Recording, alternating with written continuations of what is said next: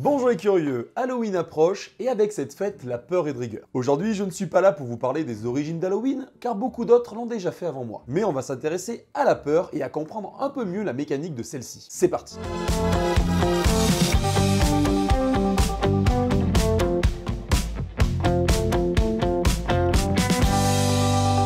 Déjà, il faut répondre à la question, la peur c'est quoi ? Pour ça, pas besoin de grande théorie car on l'a déjà tous vécu des centaines de fois. On va pas aller chercher très loin et lire directement la définition sur Wikipédia. La peur est une émotion ressentie généralement en présence ou dans la perspective d'un danger ou d'une menace. Il y a eu beaucoup d'études sur le sujet et celle-ci engendre une réaction binaire de combat ou de fuite. Vous savez le fameux 0 ou 1 bit ? Si vous ne voyez pas, je vous invite à regarder la vidéo sur la physique quantique par ici. Une étude allemande laisse penser qu'il y aurait tout de même un troisième état appelé sociabilité. Ce comportement augmente aussi les chances de protection en situation de danger. Plutôt que de suivre le schéma binaire d'un comportement de combat ou de fuite, des sujets démontrent un comportement de sociabilité marqué par la confiance et le partage.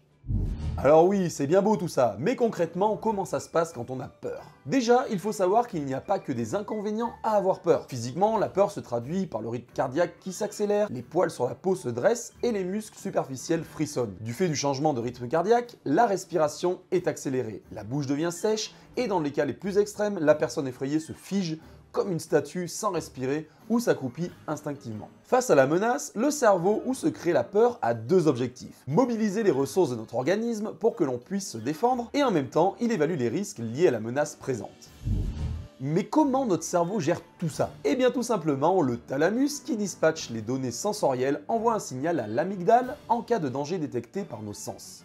L'amygdale, lui, va décider si oui ou non c'est un danger. Si le danger est avéré, il envoie à son tour un signal à l'hypothalamus qui va déclencher la réponse combat-fuite. C'est à ce moment-là qu'il va mettre en place toutes les ressources nécessaires pour se défendre en cas de combat inévitable. Tout ça pour que nous ayons un maximum de chances de survie. Mais en parallèle, notre cerveau va analyser la situation pour mesurer les risques liés au danger qui nous fait face. Car c'est un peu bête de se transformer en Saiyan niveau 4 si nous devons affronter une toute petite souris de rien du tout. Et c'est là que deux autres parties de notre cerveau vont travailler sur le sujet. Tout d'abord, le cortex sensoriel va attribuer un sens à la menace et l'hippocampe qui va le placer dans un contexte, souvent le comparant à des expériences passées. Si pour lui il n'y a pas de grand danger, le niveau d'alerte va pouvoir baisser. Mais si le danger est bien présent, alors le mode combat-fuite va rester activé le temps qu'il faudra. Le choix de combattre ou de fuir se fera suivant beaucoup de paramètres que l'on ne verra pas aujourd'hui car ça n'est pas le sujet initial. Mais le fait d'avoir des expériences passées vont influencer sur les choix. De plus, la gestion de danger change suivant les individus. S'il y a un syndrome post-traumatique, par exemple, les réactions seront parfois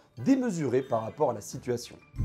Il y a aussi des peurs qui sont ancrées en nous depuis toujours. Des chercheurs ont fait des tests sur des bébés de 6 mois. Bon, cherchez pas pourquoi, moi aussi je trouve ça un petit peu bizarre de se dire bah tiens, si j'amenais mon enfant faire des petits tests à moins de 6 mois pour voir s'il a peur ou pas de certains animaux. Bon, après, c'est un âge auquel les bébés n'ont pas eu le temps de se faire à l'idée qu'une araignée ou un serpent est dangereux. Ils leur ont montré des images diverses et variées d'animaux quand les bébés voyaient des serpents ou des araignées, leurs pupilles se dilataient. Signe d'ouverture des sens et donc de peur. Quand au contraire, le fait de voir des animaux bien plus dangereux, tels que des ours ou des lions, les bébés n'ont eu aucune réaction de défense. Ce serait donc une peur dite évolutive. Ils supposent que cette réaction, bien particulière avec les araignées et les serpents, peut s'expliquer par le fait que les humains et leurs ancêtres ont potentiellement coexisté avec ces animaux beaucoup plus longtemps qu'avec les mammifères d'aujourd'hui. En conclusion, bien qu'on ait tendance à différencier deux types de peur, subjective ou objective, la peur est une émotion et de ce fait, elle est subjective.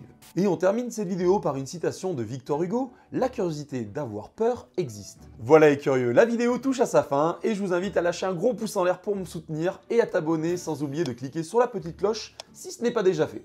Et surtout, n'oublie jamais que la curiosité est signe d'intelligence. À ciao, bye bye les curieux.